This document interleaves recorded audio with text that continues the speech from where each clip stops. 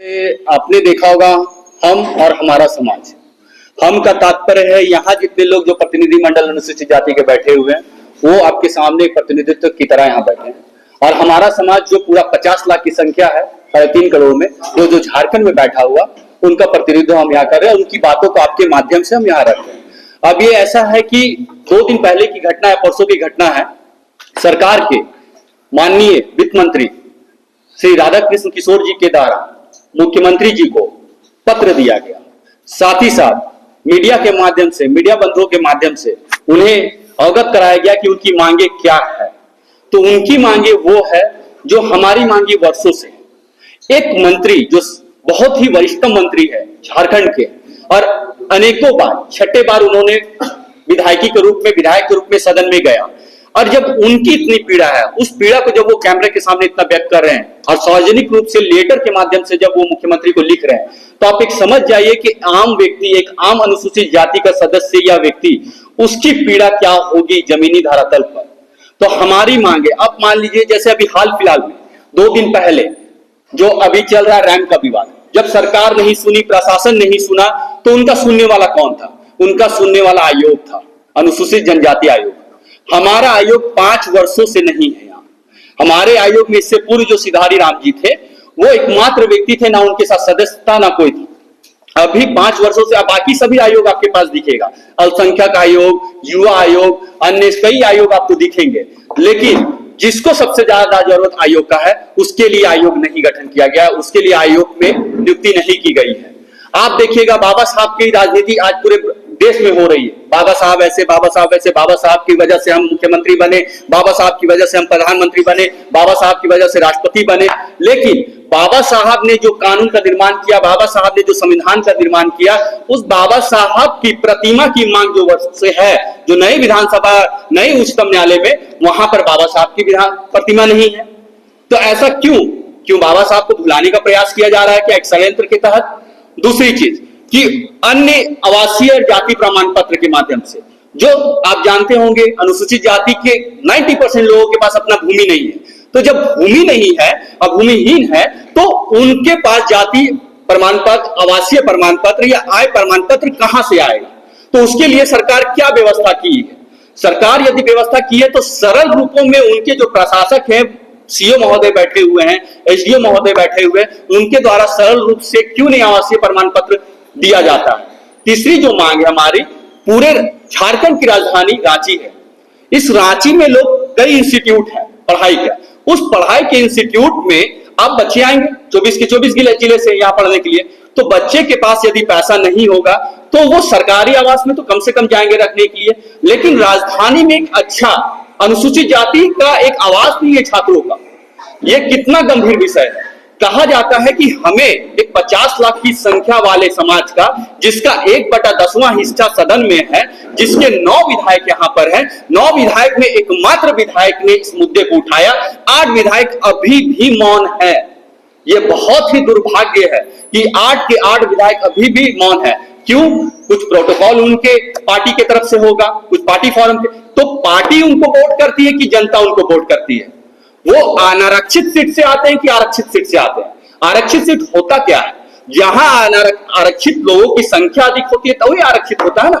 तो आप उन लोगों को अनदेखा करते हुए, उनकी समस्याओं को अनदेखा करते हुए, उनकी मांगों को अनदेखा करते हुए आप अपने विधानसभा में हैं, उनकी मांगों को आप नहीं उठा रहे हैं। तो कहीं ना कहीं उन 8 विधायकों को हमारा मैसेज है, यदि आप हमारी मांगों को सदन में नहीं लाइएगा, राधा कृष्ण किशोर के समर्थन में नहीं आइएगा, सरकार को पत्र नहीं लिखिएगा, मुख्यमंत्री को पत्र नहीं लिखिएगा, हमारा मुख्यमंत्री से अनुरोध है।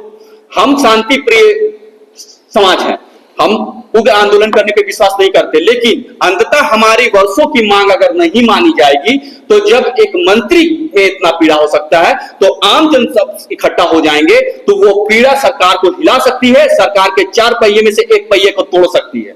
और उस पहिए को तोड़ने के लिए हम लोग अग्रसारित होंगे यदि हमारी मांगे पूरी नहीं की जाएगी। और हमारी मांगे उपेंद्र जी बताएंगे कि हमारी मांगे क्या क्या है। लगातार इस राज्य के 50 लाख अनुसूचित जाति के मांग रहा है। इससे पूर्व में हमारे नेता प्रतिपक्ष अमर कुमार बावरी ने भी लगातार सरकार को आना दिखाने का काम किया था, लेकिन ये सरकार असंवेदनशील है, खास करके दलितों के विषय पर, हर सवाल पर। चाहे इस्तीफा दे देंगे सरकार से, अगर समाज की मांगे अगर नहीं माना जाता है, अगर इसी तरह से सरकार अगर अनुसूचित जाति के लोगों को अगर देखा करता है, तो वह दिन दूर भी नहीं होगा जिस दिन हमारे सरकार के मंत्री के साथ साथ कई विधायक इस्तीफा देकर सरकार को अनादिखारी के काम करेंगे। रहा सवाल, एक सवाल है कि खुद राधाकृष्ण किशोर सरकार में नंबर 2 है, वित्त मंत्री या सक्षम है, तो खुद मुख्यमंत्री से मिल सकते हैं, पत्र लिखने की नौबत क्यों है? देखिए, कहीं न कहीं हमारे माननीय विधायकों को सरकार नजरअंदाज कर रही है। सवाल ये है, वो मिल सकते थे, हो सकता है समय माननीय मुख्यमंत्री जी नहीं दे रहे हो। बहुत सारे गंभीर विषय है इसी राज्य में, इसी राज्य की राजधानी रांची में मेयर का सीट अनुसूचित जाति के लिए रोस्टर प्रणाली के तहत आरक्षित हुआ था, लेकिन सरकार ने नकली टीएससी के माध्यम से उसे बदलने का काम किया कि ताकि इस राज्य के राजधानी के सीट पर धोबी, पासी, घासी, बावरी, रविदास का बेटा मेयर न बन जाए। तो यह लगातार अनुसूचित जाति के साथ भेदभाव होता रहा है, और भेदभाव करने वाले तो कोई दूसरा लोग नहीं है, हमारे छोटा भाई है। अगर इस राज्य अगर हमारे बड़ा भाई है, तो देश में हमारे भाई की भूमिका में है, और इस देश का इतिहास गवाह है कि जो भी लड़ाई लड़ा है, जो भी अधिकार मिला है अनुसूचित जाति के लड़ाई के बल पर मिला है, आज हम नजरअंदाज अगर इस राज्य में कर रहे हैं, तो इसका जो है खमियाजा भुगतने पड़ेगा।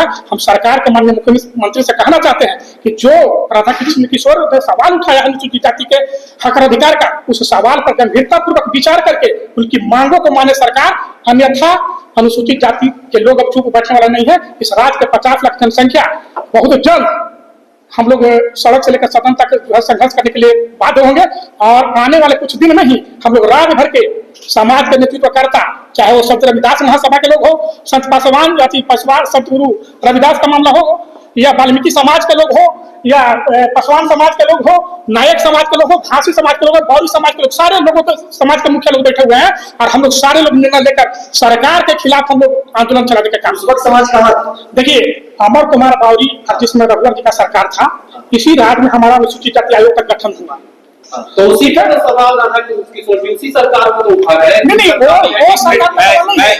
वो सवाल मैं इसमें बोलना चाहूंगा, वो सवाल आज की सरकार पर है। ये सरकार हमारा जो है अनुसूचित जाति, ये मेरी लड़ाई सरकार से नहीं है, बात को समझा जाए, आप लोग मामला को कहीं और डाइवर्ट ना किया जाए। हमारी लड़ाई सरकार से नहीं है, हमारी लड़ाई हमारी मौलिक अधिकार के लिए है, हमारी लड़ाई हमारी संवैधानिक अधिकार के लिए, हमारी लड़ाई हमारी मौलिक कर्तव्य के लिए। और उसकी लड़ाई के आगे कोई भी सरकार आएगी, चाहे वो भाजपा की सरकार हो, चाहे वो जेएमएम की सरकार हो, चाहे वो कांग्रेस की सरकार, अन्यथा कोई विधायक हो, कोई मंत्री हो, हम लोग उनके खिलाफ खड़े होंगे। अगर वो हमारे संवैधानिक अधिकारों की लड़ाई में हमारे साथ देंगे, हम उनका साथ देंगे। अगर वो हमारे मौलिक कर्तव्य के लिए हमारे लिए खड़ा रहेंगे, आर्टिकल 42 में ये साफ साफ लिखा है।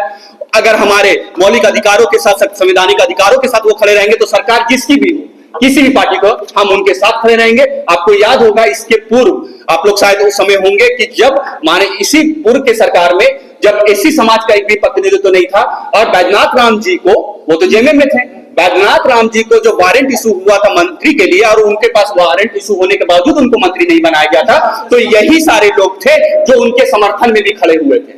तो क्या उस समय जेएमएम की सरकार थी तो हम लोग उनका विरोध कर रहे थे? नहीं।